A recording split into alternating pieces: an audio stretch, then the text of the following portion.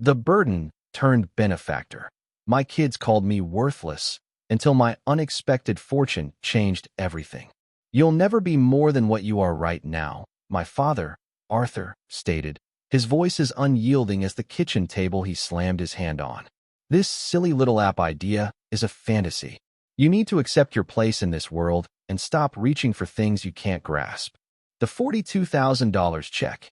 Every dollar I'd scraped together working 2 jobs since high school, my entire future tied up in that one piece of paper, felt like a lie between us. This wasn't just a rejection of my business plan for Nexus Stream. It was a rejection of me. I didn't yell. I didn't even flinch. I just looked at the man who had always preached about responsibility while strangling any spark of ambition. I felt the last bit of hope I had for his approval wither and die inside me. "I see," I said, my voice steady and low.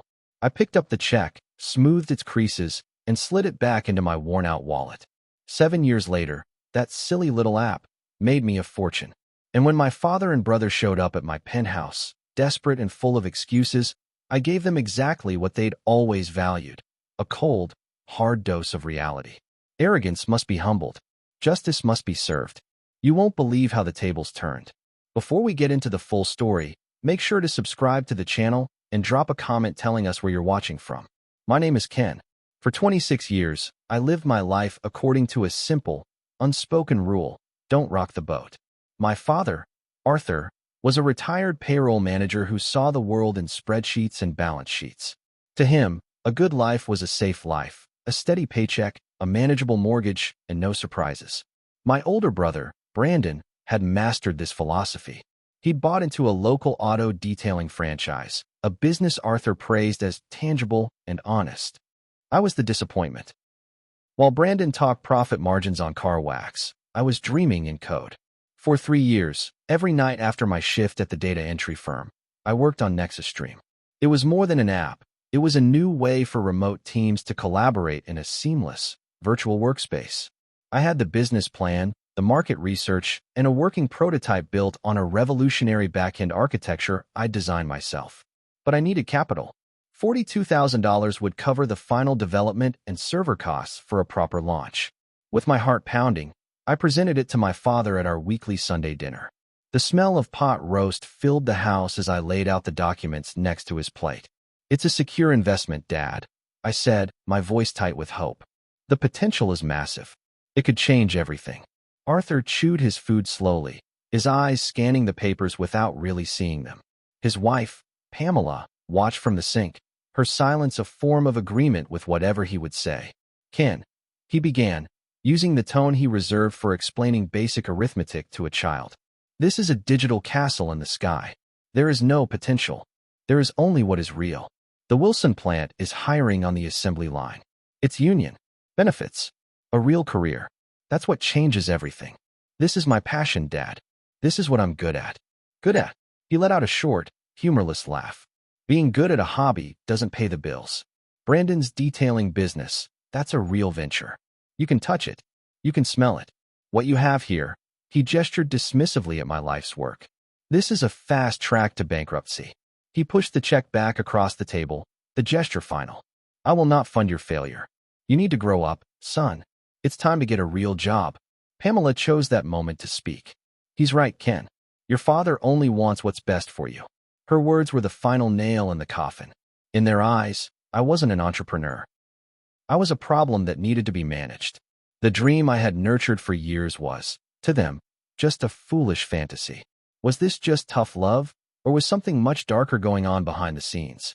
The truth Ken discovers next will change everything. A week later, the fight had left me. The dream was dead. I was at the public library, using the free hour of computer time to fill out the online application for the assembly line job at the Wilson plant. It felt like surrendering my soul. After submitting it, a wave of defeat washed over me, and I trudged out into the gray afternoon, forgetting to log out of my email. A block from home, a cold dread seeped into me. My email. I sprinted back to the library, my worn-out sneakers slapping against the pavement. I rushed to the computer I'd used. It was still on my inbox.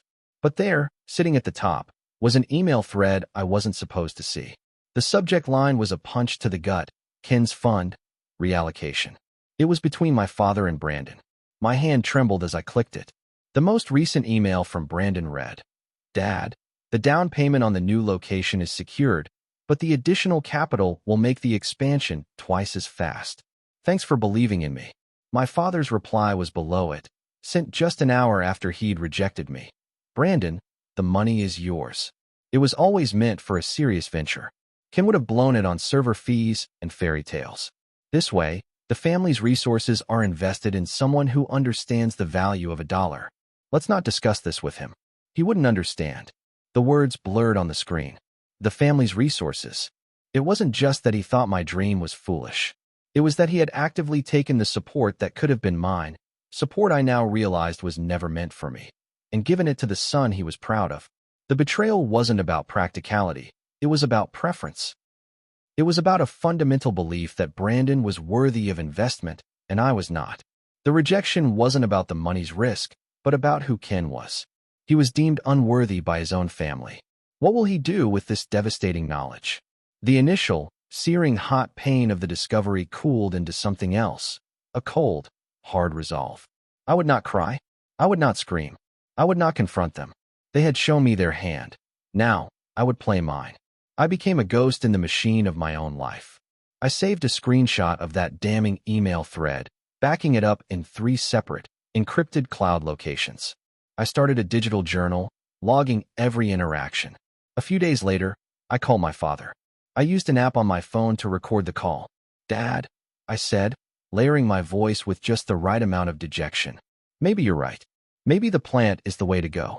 But I've got some debts to clear first. Is there any way? Could you maybe loan me just $5,000? I'll pay you back, I swear." The condescension in his voice was a familiar, chilling comfort. "Ken, throwing good money after bad is how people end up in a hole they can't climb out of. You made your bed with this tech nonsense. Now you have to lie in it. A hard lesson is still a lesson." Click. I had it. His voice, his dismissal, preserved forever. I spent nights at the library, digging through public county records. I found it. A deed of trust showing Arthur Mitchell had co-signed a commercial loan for Brandon Mitchell's auto detailing for $175,000. The date was 2 days after my father had told me there was no capital to spare for risky ventures. I compiled it all, the email, the audio recording, the loan documents, into a single, meticulously organized file. I named it Project Phoenix. This wasn't for revenge. Not yet. This was for me. It was the evidence that I wasn't crazy, that my pain was real and justified. It was my unassailable truth. Ken now has the proof, but he's broke and defeated. How can he possibly turn this situation around? The strategic move he makes next is pure genius. With my $42,000 and the fire of betrayal burning white-hot in my chest, I left. I didn't say goodbye. I packed a single bag, bought a one-way bus ticket to Austin, Texas, and never looked back. I rented the cheapest room I could find, a glorified closet that smelled of mildew, and used the rest of my money to lease a powerful server and register the business. My life became a blur of code, caffeine, and canned beans. I worked 20-hour days, fueled by the memory of my father's words and the image of that email. Every line of code was a rebuttal. Every solved bug was a small victory. What my family never knew, what I had been too nervous to fully explain, was the secret weapon at the heart of Nexus Stream. It wasn't just another chat app. I had developed a revolutionary data compression algorithm I called Kaleidoscope. It allowed real-time, high-definition video and complex 3D model sharing to run seamlessly on even the most basic internet connections, a problem that had stumped giants in the industry. My foolish dream was a technological leap they couldn't comprehend.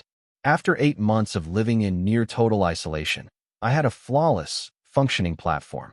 I began the soul-crushing work of seeking clients. After 100 rejections, I got a meeting with a mid-sized gaming studio struggling with remote collaboration. The lead developer, a skeptical woman named Amanda, agreed to a demo. "Our team is spread across 4 time zones. If this lags, we're done," she said. For 30 minutes, I guided their team through Nexus Stream. They manipulated a massive game environment file in real time, their avatars interacting with the digital space with 0 latency. The silence on their end was terrifying. Then, Amanda spoke, her voice filled with awe. What kind of black magic is this? We've tried everything. This is incredible. They signed a six-figure contract on the spot. That was the crack in the dam. Word spread through the tech industry. A year later, we were profitable. 2 years later, we were a household name in the B2B sector. I consciously crafted a public persona, the humble, reclusive genius who came from nowhere. I gave no interviews about my past. My family had no idea. As far as they were concerned, I had vanished into failure. Ken's success was built on a secret innovation his family never bothered to understand. While he's building an empire, what's happening back home? The reckoning is coming. 5 years to the day after I left, Nexus Stream filed for its initial public offering. The news was everywhere. Tech blogs, business channels, even the mainstream media ran stories about the quiet tech titan and his overnight billion-dollar IPO. My net worth was publicly listed at $1.8 billion. The news hit my hometown like an earthquake. I was in my new Austin penthouse, overlooking the city lights, when my phone lit up. It was Brandon. I let it go to voicemail. Ken. Hey, buddy. His message began, his voice overly bright. Heard the news. Wow. Just wow. We're all so proud of you here. Listen, I knew you had it in you. Always did. Give me a call back when you get a chance. Would love to catch up, and hey, maybe pick the brain of a successful businessman like yourself about my little operation. Talk soon. The hypocrisy was breathtaking. Next, a voicemail from my father. His voice was stiff, formal, and laced with a pain I relished. Ken, it's your father.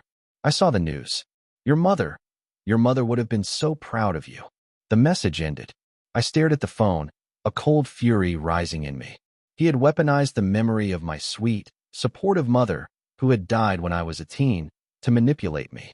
It was the lowest thing he could have done. It was also the moment any last shred of doubt about my course of action vanished. Ken's family is now circling, but he's in control. How will he handle their sudden, transparent greed? The first face-to-face meeting is where the real revenge begins. They came to me. My assistant, Miles, informed me that my father and brother were in the lobby, insisting on seeing me. I had him escort them to the Aura conference room, a glass-walled space designed to intimidate. They looked like ghosts haunting a future they couldn't touch. Brandon was wearing a cheap, ill-fitting suit, and Arthur looked small and wrinkled in his old-fashioned sports jacket. They gaped at the panoramic views, the sleek furniture, the silent, efficient employees gliding past. Ken, my father said, trying to reclaim his authority. You've done well for yourself. I have, I replied, calm and still. Brandon jumped in. We're family, Ken, and family sticks together. You know that. Do I? I asked, my tone neutral. Arthur cleared his throat. Brandon's business has hit a rough patch. The expansion, well, the timing was bad. With your resources, an investment would secure the family's legacy. It's what your mother would have wanted. For us to be a unit. There it was again. My mother's memory, used as a blunt instrument. I pressed a button on my desk. Miles, could you bring in the file from my private safe? The blue one. A tense silence filled the room until Miles entered and placed the folder in front of me. I opened it slowly. I slid the first item across the polished table, a photocopy of the $42,000 check. You were right, Dad, I said, my voice echoing slightly in the quiet room. I didn't have the drive to succeed in your world, the world of spreadsheets and safe bets. So I built my own world. Their faces were pale. I then slid out the second item, a printed copy of the Ken's Fund reallocation email. Brandon's jaw dropped. Arthur's eyes widened in horror. I know about the $42,000 you gave to Brandon. I continued, my voice still terrifyingly calm.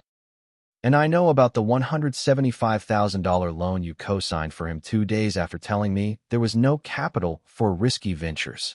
You weren't protecting me from failure. You were betting on my failure. Ken, that's not. Arthur started. It's all right here. I interrupted, tapping the file. Emails, loan documents, even a recording of you, Dad, telling me that a hard lesson is still a lesson.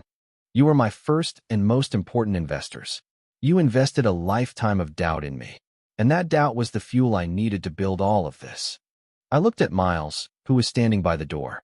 He gave a slight, almost imperceptible nod. The story, with all its damning evidence, would now be strategically leaked to a friendly journalist. The narrative was set, the hometown billionaire and the family that betrayed him. Ken didn't just shame them in private. He engineered a public humiliation. But the financial and social fallout is just beginning. How far will the consequences reach? The story broke in the Havenwood Gazette under the headline, "Local Billionaire's Success Spurns Family, Who Called Him a Failure." It included anonymous quotes from my old high school computer science teacher and a former coworker, all confirming my father's long-standing disdain for my ambitions. The effect was instantaneous. Brandon's business, already on the brink, was finished. The public story made him a pariah. Potential customers dried up, and the bank, sensing blood in the water, called in the loan. With the dealership's collapse, my father's credit was destroyed, as he was the co-signer. Their social life in our small town evaporated. Arthur, the man who had built his identity on being respected and pragmatic, was now the town fool. He was the short-sighted father who had rejected a billion-dollar son. People crossed the street to avoid him. I, meanwhile, made my own move. I established the Clara Mitchell Foundation, named after my mother, endowing it with $50 million to provide full-ride scholarships to aspiring software engineers and computer scientists from our hometown. The press conference was a masterstroke. I spoke not of revenge, but of honoring a parent who had encouraged curiosity and dreams. I was the humble hero, honoring the right parent and, by stark contrast, exposing the failings of the other. The local community, and the world at large, saw the story clearly. The visionary son, the jealous brother, and the foolish father.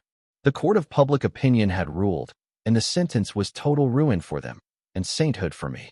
Arthur has lost everything: his money, his reputation, and his son. But is there a final, private confrontation coming? The last meeting between father and son will reveal if any healing is possible. He came to my private home alone a month later. I almost didn't recognize him.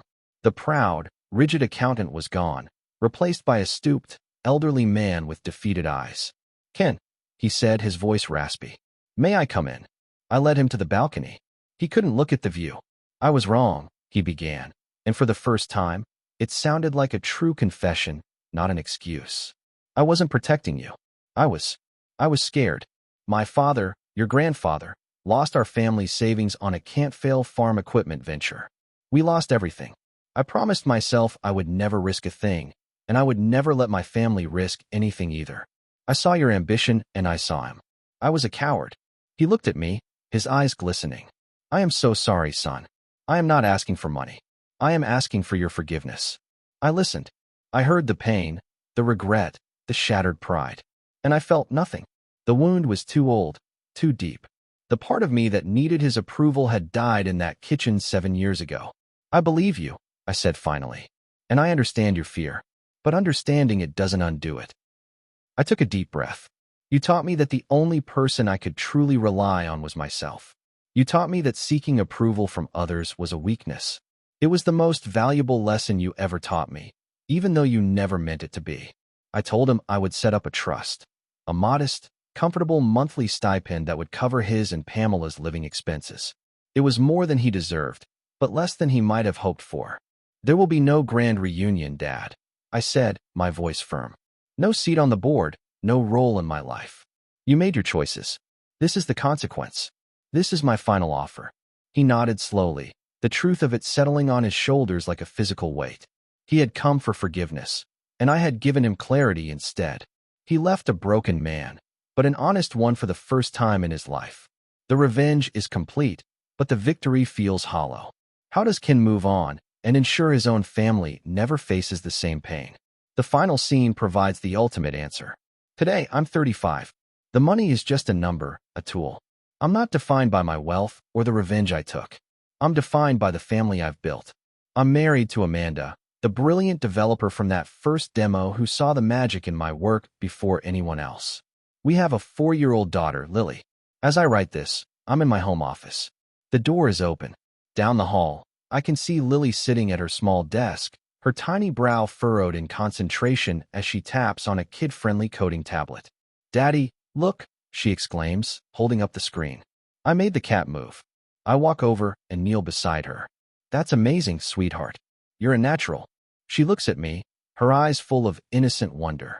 "Can I build a castle for the cat?" A big, big castle. I smile, a genuine, peaceful smile that starts deep in my soul. You can build anything you can imagine, Lily. I tell her, my voice soft. The only thing that limits you is your own mind. Never, ever let anyone, not even me, tell you what you can't do. In that moment, the cycle is broken. The lesson in rejection has been transformed. It has become my daughter's lesson in limitless potential.